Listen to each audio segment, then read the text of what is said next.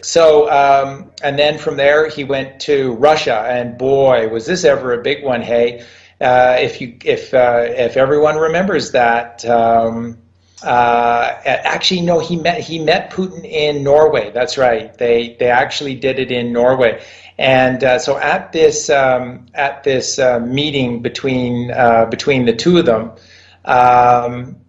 They're both at the podium, and Putin has a soccer ball. which has connotations though that isn't so funny. I mean, we talked about this earlier. Exactly. Mark, about the adrenochrome. It's horrific. I know, but I mean, it's just you couldn't put it more in plain sight. So at this very public, this is in front of all the press, snapping their pictures, taking their video, and there is Vladimir Putin, and he hands over to Donald Trump a soccer ball, and he famously says, "The ball is in your court now, Mr. President."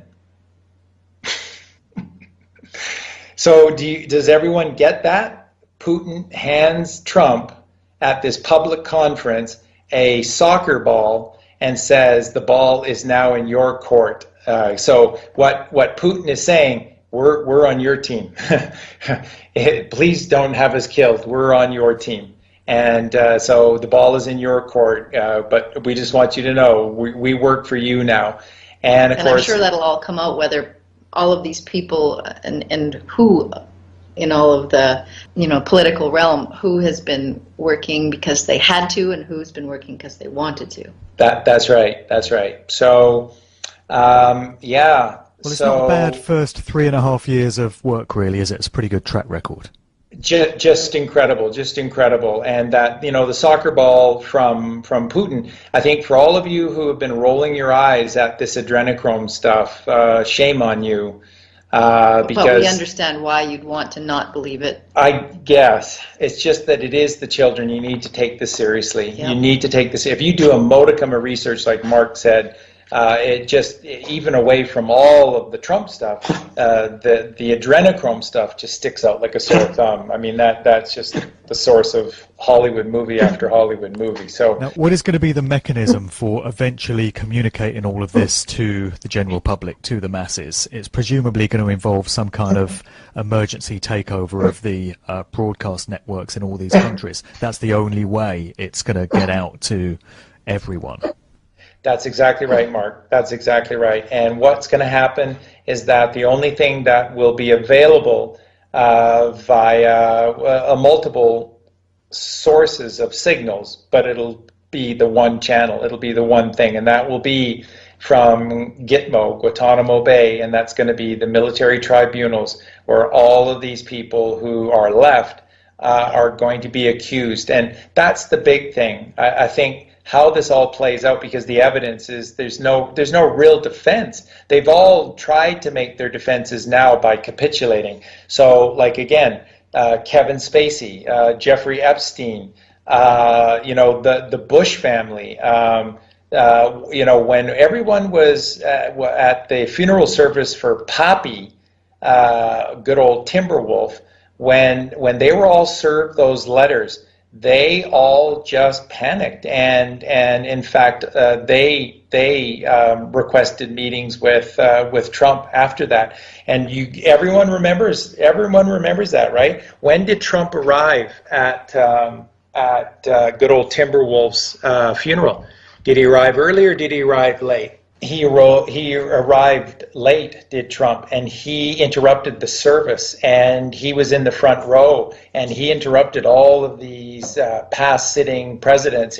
He interrupted the entire service. He made a mockery of this service to the monster known as George Herbert Walker Bush, Timberwolf, Pappy. And they all looked rather ashen-faced after they got their envelopes, didn't they?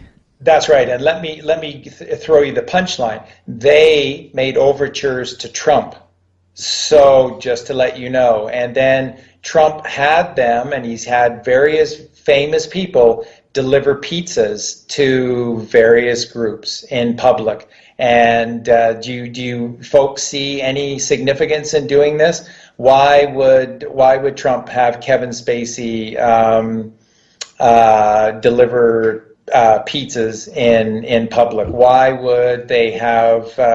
Why would Donald Trump have George W. Bush serve pizza to his Secret Service detail and make sure that this was a photo opportunity and have photos taken of it? So submission. It's submission, but it's also Symbolism will be their downfall. Yeah, symbolism will be their downfall. The pizza, and also what the Secret Service guys had to witness, Mark. It's what they had to witness as security for these evil fucks. So it's these poor people that you see. Remember how I said to you folks at the beginning of this, how there are millions of victims of World War III? It's just different. And these Secret Service agents, all of those guards, Trump, he famously outpaces Prince Philip, goes over to Prince Philip's detail. What do you think he was saying to them? I love you guys. I love what you stand for. I can't imagine what you guys have had to witness and what to just know that help is coming. Just know that help is coming. I'll bet you that's exactly what Trump was saying to Charles's royal guard. So there are a ton of victims. There are millions and millions, and of course the number one victims are the kids. And when the numbers come forward, you're going to be sick to your stomach. So this World War III this is the worst war ever. It just doesn't seem that way. It just doesn't seem that way, but it is, folks. Nancy Pelosi. He took Nancy Pelosi down very famously. Governor Newsom of California, former Governor Jerry Brown, he took them down very, very publicly. In fact, it's after those Paradise fires in California, there was a video that was shot of Trump, boots on the ground, checking out the source of the fires and stuff.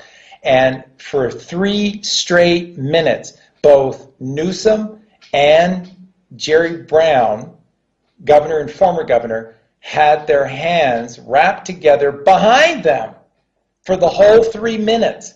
The whole 3 minutes they were told to have their hands look like they were handcuffed and behind their backs for the whole 3 minutes as they're walking in and amongst all of the wreckage and flotsam and jetsam of the insanity of those Paradise fires, and they're walking about with their hands cuffed behind them, without cuffs on, for 3 minutes.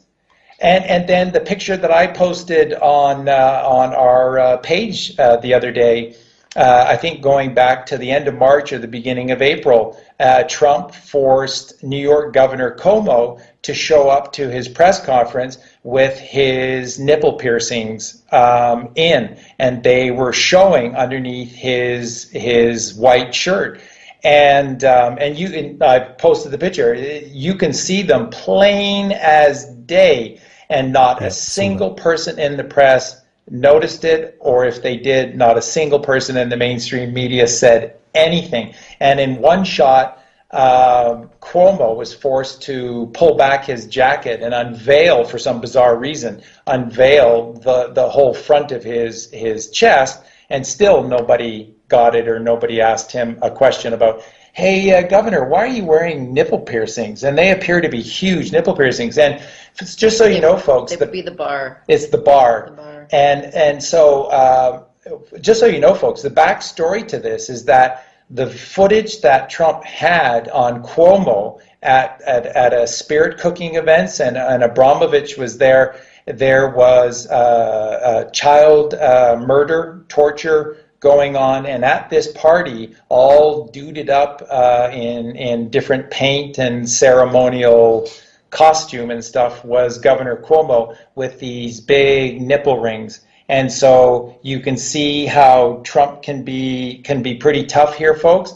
He said, yeah, and what I'd like to see you is show up at your next press conference with, you're pretty proud of those nipple rings when you're killing kids. How about you wear those nipple rings to your next presser? And he did what he was told. Wow. He did what he was told, and you can see it.